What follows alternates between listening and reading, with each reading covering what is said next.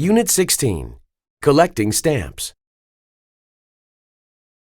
Hello everyone, my name is Franklin.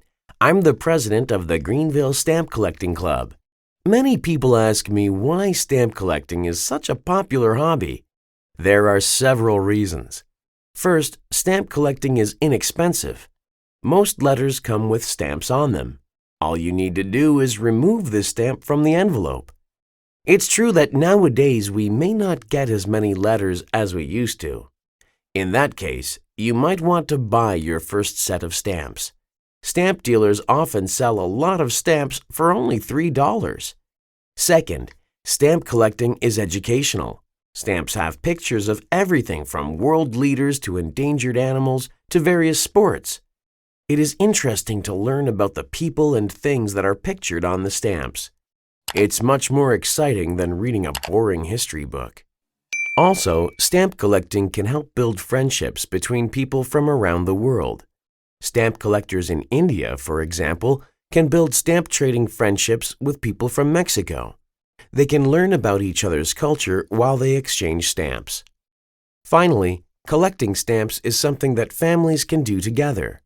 Parents and children can spend time enjoying the same hobby and build a closer relationship, instead of sitting in front of the television each night. So there you have 4 good reasons why stamp collecting is the world's #1 hobby. I hope you have enjoyed my talk. There are refreshments in the lobby. Thank you. Unit 17, Rock, Paper, Scissors. Come on, Tony, let's go to a movie tonight. We went to a movie on Saturday, Mary, but we haven't gone bowling for a long time. I know. Let's play rock, paper, scissors to decide. Rock, paper, scissors? It sounds like an interesting sort of game. How do you play it? First, we each make a fist with our right hand, and then we shake our fists at the same time. 1, 2, 3. On the count of 3, you can keep your hand in a fist. That's rock. Or open your hand with the palm flat. That's paper. Or keep your fist but put out your first and middle fingers. That's scissors. The winner is the person who has the stronger item. That sounds stupid, because rocks are stronger than paper and scissors, so the rock will win every time. That's true in real life, Tony, but that's not how it works in this game. Rock can break scissors, but rock can be covered by paper, and paper can be cut by scissors. So rock defeats scissors, paper beats rock, and scissors beats paper. It's interesting that each item in the game can defeat one other thing and lose to one other thing. I wonder who invented this game. I don't know, but it's played all over the world. There's even a rock, paper, scissors world championship that has been held every year in Europe since 1934. Unit 18, Man's Best Friend. Why are dogs often called man's best friend? Probably because dogs have many of the qualities we want in our human companions. They are loyal, friendly, never argue, and are always glad to see us. This is one reason why we have dogs and other pets. Sometimes we might even prefer the company of animals to that of fellow human beings. Pets provide us with many other benefits as well. Studies have shown that having a pet nearby lowers the blood pressure of elderly people and raises their spirits. One study in Britain showed that people with pets recovered more quickly from heart attacks than those who didn't have a pet. The study also found that pet owners suffered from fewer common ailments such as colds, headaches, and fevers than people who don't own pets. Pets help children to learn responsibility. By learning to take care of their pets, children learn how to take care of themselves and other people. Walking dogs each day gives children regular exercise. Pets can also help keep us safe. Dogs, for example, guard our homes and scare away burglars. Guide dogs help blind people see when they need to go outside. Cats catch mice and rats in our houses. Finally, pets teach us compassion. They give us a chance to show our love to other living creatures. If we can love our pets, it becomes easier to love each other. And that might be the most important benefit of all. Unit 19. The Active Leisure Center. Bored with nothing to do? Come and check out the Active Leisure Center. We offer something for everyone. The center has a heated outdoor swimming pool with 5 different water slides for those who want some fun. There's also an indoor pool with lanes for more serious swimmers. Swimming lessons are available for all levels. The Active Leisure Center also has a fitness center for those who want to exercise. We have running machines, exercise bikes, weight machines, and free weights, and daily aerobics and jazz dance classes. Our fitness experts will be happy to provide you with a fitness program to suit your needs.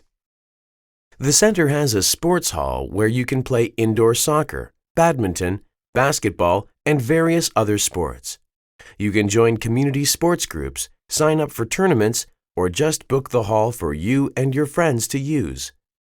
With the school holidays coming soon, why not come and find out about our special holiday programs? We have programs for all ages, from kindergarten to high school students. And if you join now, you can even get a family discount. So come and take advantage of all that the Active Leisure Center has to offer.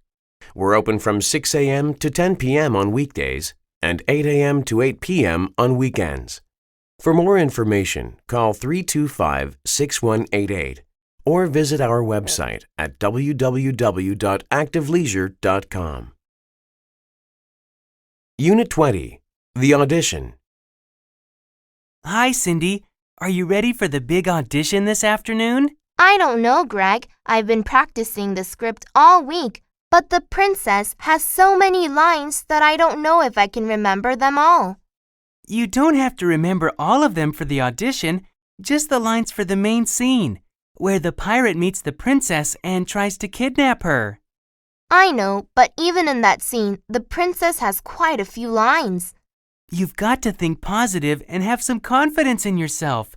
I think that you're going to get the part and that you'll be a fantastic princess.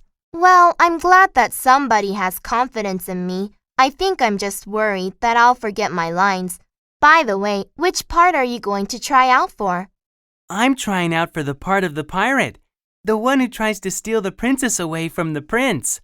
Oh yeah, the pirate and the prince get to have that cool sword fight in the final scene, and then the prince kills the pirate with his own sword. Yeah, I remember reading that in the script.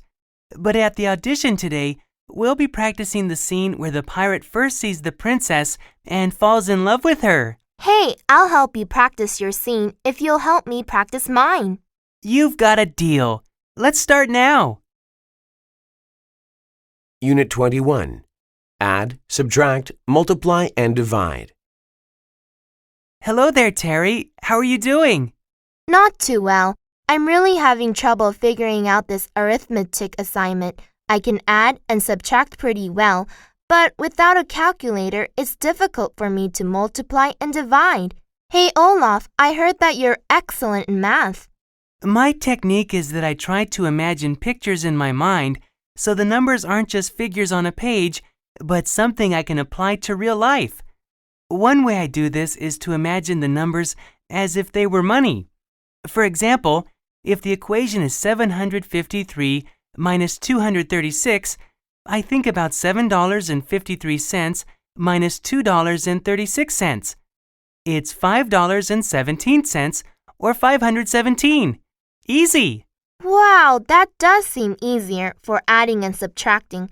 But how do you apply this technique to multiplying and dividing?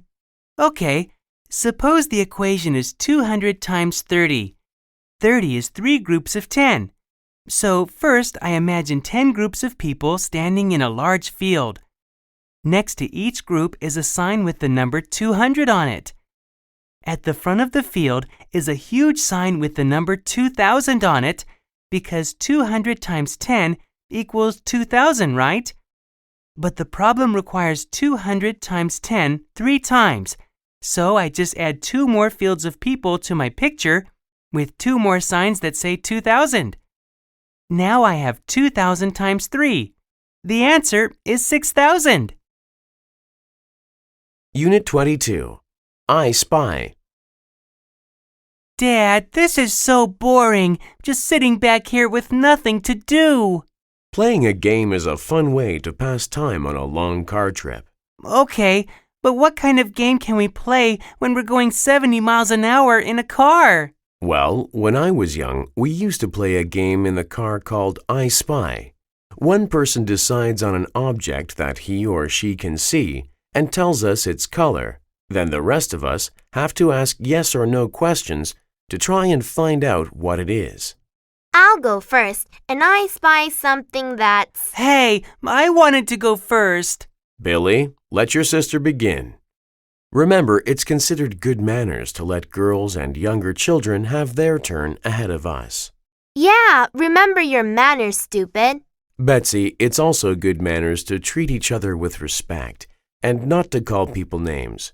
I think you need to apologize to your brother. I'm sorry, Billy. Let's start, okay? I spy something small and green.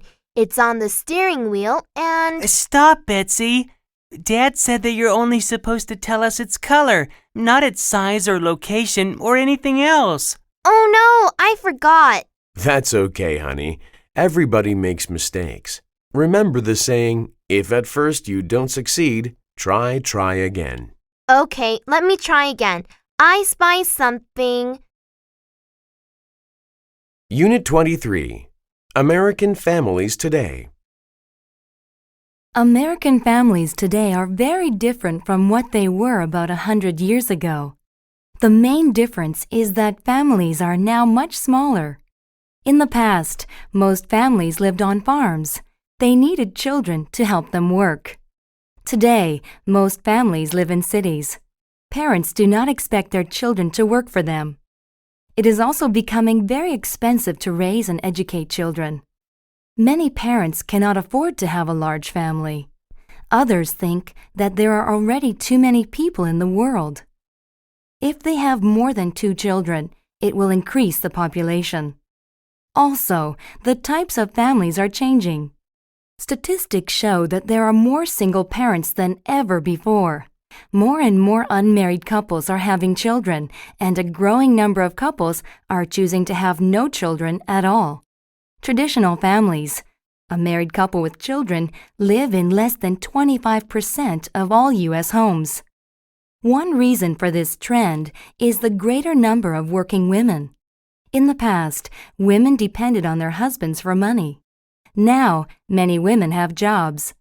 They don't have to be married to have money. Another reason is divorce. This is when a husband and wife decide not to be married anymore. Almost half of all U.S. marriages end in divorce. Many people decide not to get married at all. They prefer to be single and live without a husband or a wife. Unit 24. Making Decisions. How does your family make important decisions? Do children have any say in making these decisions, or do parents simply tell them what to do? There are several different methods for making family decisions. One method is to have a vote. Each family member writes his or her own choice on a piece of paper. With this method, each person gets equal say in the issue being decided. What if the vote is a tie? You should think of an idea to break a tie before you vote. A second method is to give older children special privileges. If you're moving into a new home, for instance, the oldest child might get first choice of bedrooms. A third method is to take turns making the decisions. Suppose a family goes on vacation together each year. One year, they might let their daughter decide where they should go. The next year, the choice goes to the son. A fourth method is to let the head of the household decide what is best. That is the way we do it in my family. The head of our household, my father, listens to all our opinions. Then he makes a decision. We agree to follow his decision even if we don't like it. Making family decisions is not always easy. The important thing is to choose a method that everyone agrees on. That could cause a problem, however. Which method should you use to decide which method to choose for making decisions? Unit 25. My favorite teacher. The best teacher I've ever had was Mr. Lambert, my high school French teacher. He was short with dark hair, a thick beard, and a big smile. His legs were short too, so his arms always looked too long. He was a very good teacher because he always brought so much energy to the classroom. His classes were never boring because he was always active, trying to find new methods to communicate ideas. Because he taught French, English wasn't allowed in class, so he often had to demonstrate the meaning of new words through gestures and acting. Once, he had to communicate the word above without saying it in English. First, he pulled a desk near the blackboard and then put a wastebasket between the desk and the blackboard. Next, he put his feet on the edge of the blackboard and his hands on the desk so that he was above the wastebasket. I've never forgotten that demonstration. It was difficult not to enjoy the subject when he was so excited about teaching it. The most important reason that Mr. Lambert is the best teacher I've ever had is that he loved all his students, even when we made him angry by speaking English in class. Whenever that happened, the students always felt guilty because they had so much respect for him. Now that I'm a teacher, I try my best to be like Mr. Lambert. He is my role model. Unit 26. Meet Deborah. Hi, my name is Deborah Garrell. I'm a 20-year-old communications major at New York University. I love being at university. I'm enjoying my courses, and I meet many new people every day. It seems like a new adventure, and I love adventures. I spent my childhood traveling all over the world and learning about different cultures. You see, my father works for the World Bank, so our family has always moved around a lot. I've lived in Mongolia, East Timor, Brazil, Nigeria, the Netherlands, and the United States. The hardest part of growing up was saying goodbye each time we had to move. But I would always remind myself that I would make new friends soon, and I always did. I've learned not to be shy. After leaving one place, I would always email or call my old friends. I would tell them about the new adventures I was having and ask them about new things in their lives. That is probably the reason I chose to major in communications. I like to keep in touch. It's obvious that I love to travel, isn't it? But I also enjoy dancing, reading, going to the theater, and riding horses. If you share any of these interests and would like to learn more about me, please let me know. And if you have different interests, I'll remind you, I'm always looking for a new adventure. Unit 27. What's in a name? Sai, do you have a local driver's license that we can rent the car with for our trip this weekend? Sure, Jen. Here you are. It says here that your name is Sarang Patel, but I thought your first name was Sai. Sai is my nickname, and Sarang is my given name. It means navigator in Hindi. At the time I was born, things were confusing and difficult for my family in India. My parents wanted a son who could lead and guide our family to success. Well, I just hope you can lead and guide all of us to the beach this weekend. Ha ha, very funny. So, your nickname is Jen, and your given name's Jennifer. Do you know how you got that name? Actually, I was named after my father's grandmother, Guinevere. Wasn't Guinevere the wife of King Arthur in that old story from England? Yes, she was. And her name means pure. It's interesting how people get their names. In India, we don't name children after their relatives like they do in America. To me, it's strange to see names like Jack Johnson Jr. and George Bush Sr. Usually, it's a way to show respect for a person, but some people make it ridiculous. You've heard about George Foreman, the famous boxer, haven't you? No. Well, he had 5 boys, and he named each one of them George, after himself. It must be confusing when the phone rings at his house. Unit 28. The Right Career. People need to consider important factors when choosing a career. In my opinion, the most important factor is to choose a job that goes well with your personality. Are you an outgoing person who loves meeting new people and talking to them? Perhaps you should become a tour guide or a teacher. Are you shy? Maybe you should be an accountant or a scientist. Remember, you will do your job almost every day. If you have to change your personality when you work, you probably won't be very happy. And neither will the people you work with. Nobody wants an unfriendly tour guide or an impatient teacher. Are you a moody person? In most jobs, you will be expected to control your emotions. That's hard to do if your mood changes often. In that case, you might want to work alone. Perhaps you could be a writer or an artist. There are other factors to consider, such as salary and status. However, what good is a large salary or high status if you don't like your job? You should consider your personality, find out what you are very good at doing, and then find the right career to go with all this. Too many people choose a career because it pays well. Too often, they find they don't like their jobs. But by then, they feel like they're in a trap, and they can't escape. Finding a good career is important. Think about it and choose carefully. Unit 29. Body Language. Did you know that words are not the only thing we use to communicate? Most of our messages are sent through body language. Only about 10% of communication is done through the actual words of a conversation. Isn't that strange? If we understand body language well, we can learn a lot more about what other people really think. We can also use body language to send the right message to others. Have you ever felt dislike for someone without knowing why? Well, he or she might have been sending out a negative message through body language. What kind of things should you look for if you want to understand body language? First, look at people's eyes. If people are lying, they may not look directly at the person they are talking to, and the pupils of their eyes may shrink.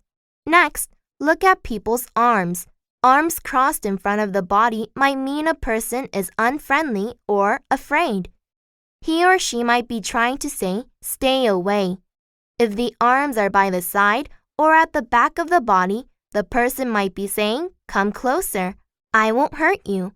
But keep in mind that there is no accurate way to interpret body language all the time.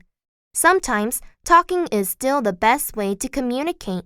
However, knowing about body language will improve the way you communicate and help you understand other people better. Unit 30. Veterinarians.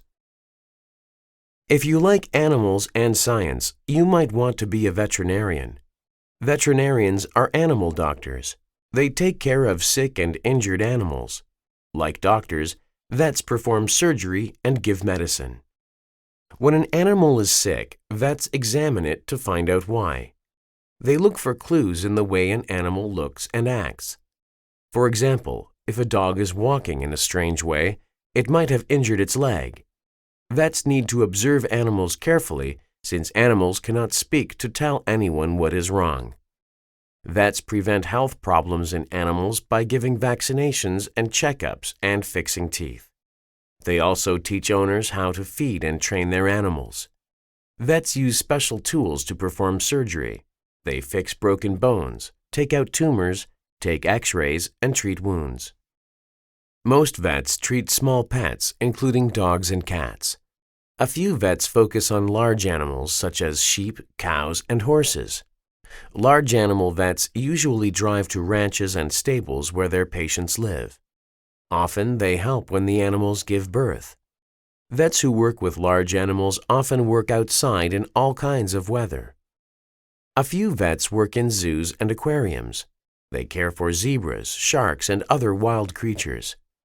Because animals can get sick at any time, vets often work long hours. Many vets like their work because they can be with animals every day, even though sick animals can sometimes bite or kick their vets. Unit 31. I feel awful. Mom, I feel awful. I think I'd better stay home from school today. I'm sorry you're not feeling well. What's the problem? I have a stomachache, my head hurts, and I have a sore throat. Well, we'd better take your temperature and make sure you don't have a fever. Keep this thermometer under your tongue for a minute or two. Remind me to call your teacher and tell her you're sick later on today. All right, let's check. Oh dear, you've got a fever. Your temperature is 103, so I think we need to give Dr. Thompson a call.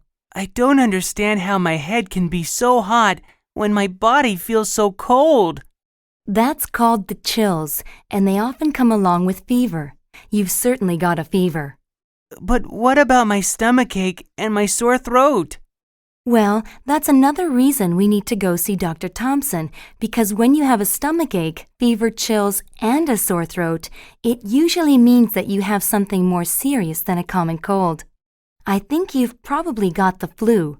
I hope it's not too serious, because we've got a basketball game Thursday, and the coach told me that I'll probably start. If you want to recover from the flu in time for your game, you'd better get plenty of rest, take the medicine the doctor gives you, and drink plenty of water. I promise I will, Mom. But let's go and see Dr. Thompson now. Unit 32. Why do we sneeze? A sneeze is a very interesting thing.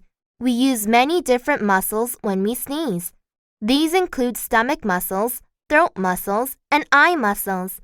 Remember, our eyes always close during a sneeze. A sneeze begins when something gets inside your nose, like a tiny particle of dust. Your nose sends a message to your brain. Your brain sends messages to the muscles, getting them to work together in the correct order. When you sneeze, the dust that was in your nose flies out as fast as 100 miles an hour. Usually, something like dust or cold air makes us sneeze, but some people sneeze whenever they look at the sun. Some people think that your heart stops when you sneeze. Actually, it really doesn't, but sometimes it might feel like it does.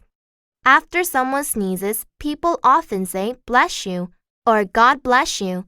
To bless someone means to wish them good and special things. Why do people say this?